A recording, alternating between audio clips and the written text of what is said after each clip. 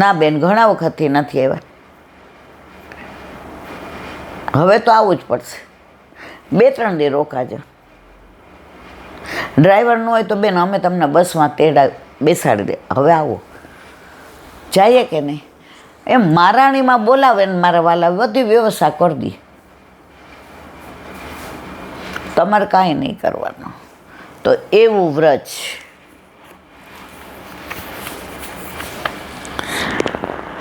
કાલે આપણે ચમેલી વનનું અનુસંધાન કર્યું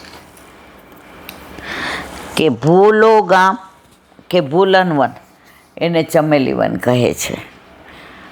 અહીંયા બધી સઘન કંદરા આપણે દર્શન અમે કર્યા છે. હવે બધું કંઈ કહેવા જેવું નહીં. અહીંયા કામદેવને કૃષ્ણએ હરાવ્યા હતા. એટલે કામદેવ હતાશ થઈ ગયા હતા. એટલે અહીંયા ગામનું નામ પડ્યું હતાનો. ઉભા રહ્યો હતા, હા, હતાનો થયો. આ પ્રભુની વિશિષ્ટતા છે. પ્રભુ એને હરાવે તો મહાત્મા તો એનું જ વધારે. ગામનું નામ કૃષ્ણ ન પાડ્યું, હતાનો. આ ચમેલી વનની લીલા. હવે શેષશાહી. આગળ શ્રી યમુનાજીની નહેર પછી શેષશાહી ગામ છે. અહીં ક્ષીરસાગર નામે મોટો કુંડ છે. આપણે જ્યારે જઈએ ત્યાં જાય છે. અને વિશાળ સુંદર કુંડ છે. એમાં ઓલું વૃક્ષ તો કેવું ચારેય બાજુ વનરાય. બધાય ત્યાં ફોટા પડાવે. ના ભલે એ એમ કરતાંય આવે છે ને. કોઈ પણ બાને વ્રજમાં બધાય આવે છે ને. ધીમે ધીમે વ્રજમાં આવતા આવતા એવી પાકી ઓળખાણ થઈ જશે કે લીલામાં જશે ને ત્યારે ઠાકોરજી રાજી રહેશે કે વાહ, સંસારમાં હતી ત્યારે હું તને બોલાવીને કહેતો કે આ ક્ષીરસાગર છે, આ શેષશાહી છે, આ ચમેલી વન છે, આ જટારી ધામ છે, આ માનગઢ છે, આ દાનગઢ છે, આ મોરકોટી છે, આ બરસાના છે, આ સાંકડી ખોર. હવાર સુધી હાલે. હવે ટેવાઈ ગયા અને લીલામાં ગયા હતા. આપણે ઠાકોરજી આપણો હાથ પકડ્યો હોય, જો હા પ્રભુ આ તો આપણે મને બતાવ્યું હતું. શેષશાહી ક્ષીરસાગર ઠાકોરજી ભેટી પડ્યો. ત્યારનું બતાવેલું તને બધું યાદ છે. છોકરાને લઈને બહાર ફરવા જાય ને એટલે આપણને કે મમ્મી ફાઉન્ટેન બતાવું ત્યાં છે. હવે ગયે વખતે આપણે બતાવ્યો હોય ને એ આપણને બતાવે. ઓલા સાંભળો જો આ લાલિયાને ગયા વખતનું યાદ છે જો. એ મને લઈ આવ્યો ફુવારા પાસે. એમાં આપણે ઠાકોરજી રાજી થાય. અહીં ક્ષીરસાગર નામે મોટો કુંડ છે. કિનારે શ્રી શેષશાહી લક્ષ્મીનારાયણનું મંદિર. બહુ સુંદર સ્વરૂપ આપણે દર્શન કર્યા છે. અને સ્વયં પ્રગટ થયેલું છે. કોઈએ કોતરેલું નથી, કોઈએ બનાવેલું નથી. સ્વયં લીલા સહિત પ્રગટ થયું છે. શેષનાગ પર પોઢેલા શંખ ચક્ર ગદા પદ્મધારી પ્રભુની ચરણ સેવા લક્ષ્મીજી કરી રહ્યા છે. એ છે ત્યાં સાક્ષાત આપણને નજીકથી. અહીંયા હું બેઠીને તમે ત્યાં બેઠા એટલા નજીકથી દર્શન થાય. વિષ્ણુ ભગવાન શેષશાહી ઉપર પોઢેલા, લક્ષ્મીજી ચરણ સેવા કરી રહ્યા અને નાભી કમળમાંથી બ્રહ્માજી પ્રગટેલા છે. એ બ્રહ્માજી નાભી કમળ બધાય દર્શન એટલા સુંદર દર્શન થાય છે. પ્રાચીન કથા છે. હવે આપણે મોડું થશે, કથા કાલે રાખીએ કારણ કે હમણાં બધા આવી જાય ને પછી સત્સંગમાં વિક્ષેપ પડે એ આનંદ આવે નહીં.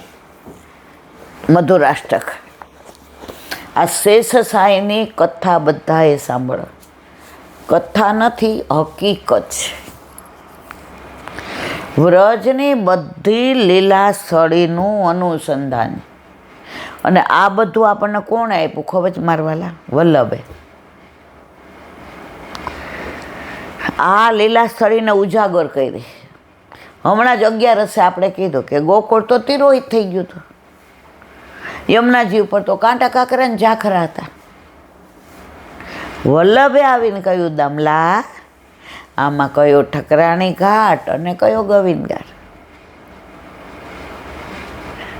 અને આ લીલા સ્થળી પ્રગટ કરી, એનું મહાત્મ્ય સમજાવ્યું. તો વ્રજમાં જેટલી લીલા સ્થળી પ્રભુની છે એ વલ્લભે પ્રગટ કરેલી છે. કારણ કે વલ્લભ કોણ છે? વસ્તુત કૃષ્ણ. પોતે કરેલી બધી લીલાનું અનુસંધાન પોતે કરાવ્યું.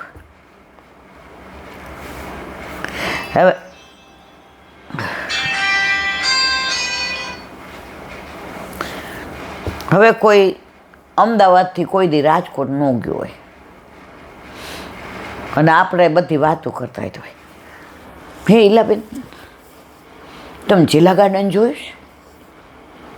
આપણે કહ્યા તો કે મેં સર્ચ કર્યું, એમાં તો નથી. કે તમે જાઓ ત્યારે મને લઈ જાજો, આપણી ભેગા આવે. ઈલાબેન હાલો ને જિલ્લા ગાર્ડન, સીધા લઈને ત્યાં. એ હા સર્ચ કર્યું ત્યાં જ બધું આ જ હતું.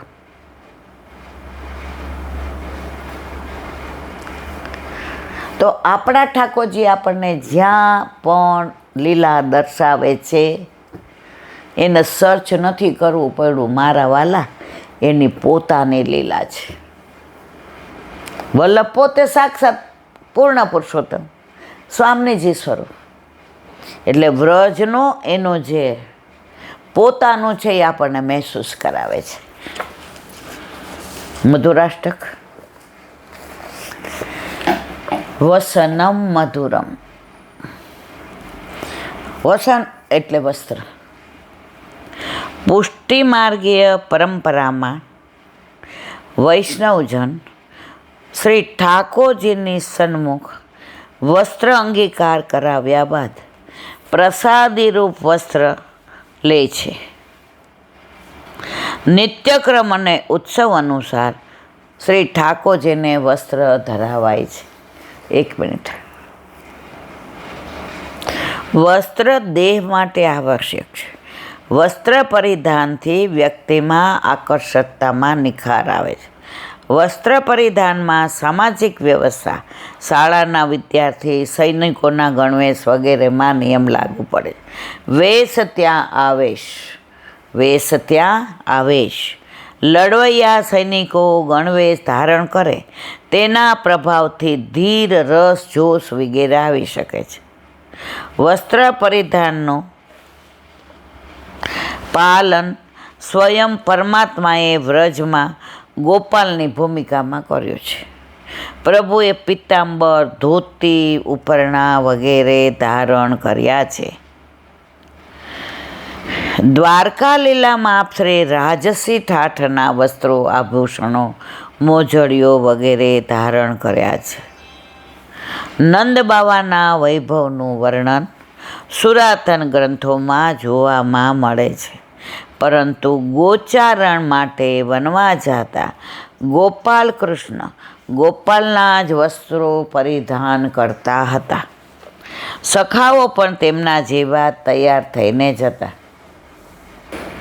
પ્રભુ ગોચારણ માટે વનમાં જતા ગોપાલ કૃષ્ણ ગોપાલના જ વસ્ત્રો પરિધાન કરતા. સખાઓ પણ તેમના જેવા તૈયાર થઈ જતા. ગોપાલ પ્રભુના કટી પર પિત્તાંબર, શ્રી મસ્તકે વસ્ત્રથી બનેલી પાગ અધુઈ મધુર લાગતા. પ્રભુ વૃંદાવનમાં ગોચારણ માટે જતા ત્યારે દર્શન ગોપીજનનું મન વ્રજથી દૂર વનમાં રહેલ પ્રભુ પાસે પહોંચી ગયું અને તે સુંદર પરિધાન કરેલા સ્વરૂપનું વર્ણન કરે છે. સાથે નટવર વેશનું વર્ણન કરતા સુખદેવજી કહે છે, બરહાપીડમ નટવર વપુ કર્ણયો કર્ણિકારકમ બિભતવાસમ કનકપીશમ વૈજંતી ચ માલામ રંધ્રાન્નવેણોરહૃદયા પુરયન ગોપવૃંદે વૃંદારણ્યમ સ્વપદરમણમ પ્રાવિશદ ગીત કીર્તિ. આ શ્લોક ક્યારે પાછો ગાયો તો ખબર છે? સુખદેવજી જ્યાં પ્રાગટ્ય લીધું ને દોડ્યા કે મને સંસાર લાગી ન જાય. વ્યાસજી કહો રે આ મારે કરવાનું શું? આ ભાગવત આપીશ કોને? શિષ્યોને કહ્યું આને પાછળ જાઓ, આ શ્લોક બોલજો, બરહા પીડમ નટવર. સુખદેવજી આગળ, શિષ્યો પાછળ, આ શ્લોક બોલે. જે નિરાકારમાં માનતા હતા, સાકારમાં નહોતા માનતા, એ ઊભા રહી ગયા. હજી આગળ કયો, હજી કયો, હજી શું? એ પ્રભુ આવા સુંદર બરહા પીડમ નટવર વપુ કરણીઓ અરે આવા હજી આગળ. એ કે આગળ સાંભળવું હોય તો હાલો વ્યાસજી પાસે. અને પાછા આવ્યા. એટલે પ્રભુના સ્વરૂપનું બરહા પીડમ એટલે મોરપીંછ ધારણ કરે, કર્ણમાં કર્ણખૂળ. આ વર્ણન સાંભળીને સુખદેવજી નિરાકારમાંથી સાકારમાં આવી ગયા. મારા વાલા, બોલો વલ્લભાધીશ કે. દયારામભાઈના ચંદ્રાવલા. કાલે આપણે ગાયું કીર્તન કૃષ્ણદાસજીનું. ગ્વાલિન કૃષ્ણ દરસો અટકી, વારંવાર પનઘટ પર આવત, શીર યમુના જલ મટકી, મનમોહન કો રૂપ સુધા નિધિ, પીવત પ્રેમ રસ ગટકી. કૃષ્ણદાસ ધન્ય ધન્ય રાધિકા, અધર સુધાર સપટકી. પ્રેમનું લક્ષણ આ પદમાં બતાવ્યું છે કે જેને જેની પ્રીત છે તે તેને જ જોયા કરે છે, પણ એને તૃપ્તિ થતી નથી. જે પ્રેમને પીતા વધુ પીવાનું મન થાય એ પ્રભુનો પ્રેમ રસ. અને ગમે એવી ભાવતી વસ્તુ હોય એ પીવો ને બીજે ત્રીજે વાટકે એ હવે બસો ઉલટી થઈ જશે. આ સંસારનો રસ. કેરીનો રસ ગમે એટલો તમે 10 વાટકા પી શકો ના. એક લીધો, બીજો પરાણે, ત્રીજો ના, હવે પછી મને ઉલટી, હવે મારથી નહીં પીવાય, આપણું મોઢું બગડી જાય. લૌકિક રસમાં તૃપ્તિ થઈ જાય અને અલૌકિક રસમાં જેમ જેમ પીઓ તેમ તૃપ્તિ વધતી જાય. પનઘટ ઉપર નંદનંદન કનૈયા છે, આવું જાણી ગ્વાલિની જલ ભરવા નિમિત્તે વારંવાર ત્યાં આવી પહોંચે છે. નંદનંદનનું સ્વરૂપ સુંદર લાવણ્યતા નિરખીને આનંદ મગ્ન બની જાય છે.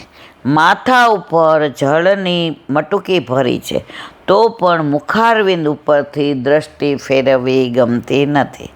તે તો પ્રેમ સુધાના રસનું નેત્ર દ્વારા પાન કરતી ઊભી રહી છે.